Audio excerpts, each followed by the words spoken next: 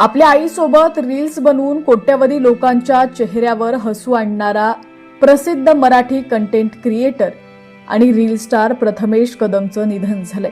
अवघ्या 26व्या वर्षी प्रथमेशने आपले प्राण गमावलेत. त्याच्या निधनाच्या वृत्ताने कुटुंबियांसह नेटकऱ्यांनाही मोठा धक्का बसलाय.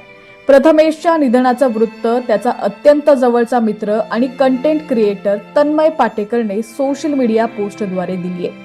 गेल्या काही दिवसांपासून प्रथमेश खूप आजारी होता. याच कारणातून त्याचं निधन झाल्याचं म्हटलं जातंय.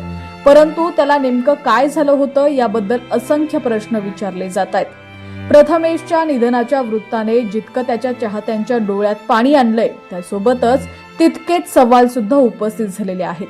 त्याच्या कुटुंबियांनी, जवळच्या मित्रपरिवाराने अद्याप त्याच्या निधनामागच्या कारणाचा खुलासा केलेला नाही. परंतु सोशल मीडियावर विविध चर्चांना उधाण आलंय. कमेंट सेक्शनमध्ये काही युजर्स दावा करतायत की प्रथमेशला कॅन्सर होता आणि त्याचा उपचारादरम्यान मृत्यू झालाय. तर दुसरीकडे काही चाहते म्हणत आहेत की त्याला डेंग्यू झाला होता आणि गेल्या महिन्याभरापासून तो रुग्णालयात मृत्यूशी झुंज देत होता. प्रथमेशच्या निधनावर प्रसिद्ध गायक संजू राठोडनेही शोक व्यक्त केलाय. अखेर हे सर्व अचानक असं कसं झालं, असा प्रश्न त्यानं विचारलेला आहे. प्रथमेश कदमची ओळख फक्त एका इन्फ्लुएन्सर पुरती मर्यादित नव्हती, तर तो त्याच्या आईसोबतच्या नात्यामुळेही ओळखला जायचा. गेल्या वर्षीच प्रथमेशच्या वडिलांचं निधन झालं होतं. त्यानंतर त्याने त्याच्या कुटुंबाची जबाबदारी आपल्या खांद्यावरती घेतली होती. सोबतच तो आईचीही काळजी घेत होता.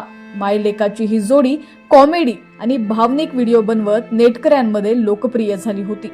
मराठी प्रेक्षकांमध्ये आणि कलाकारांमध्ये ही जोडी प्रसिद्ध होती. प्रथमेशच्या इंस्टाग्रामवर 186K फॉलोअर्स असून युट्यूबवरही त्याच्या सबस्क्रायबर्सचा आकडा मोठा आहे. वयाच्या 26व्या वर्षी कार्यकीर्दी भरारी घेत असतानाच प्रथमेशच्या आयुष्याला लागलेला पूर्णविराम खरोखरच वेदनादायी आहे.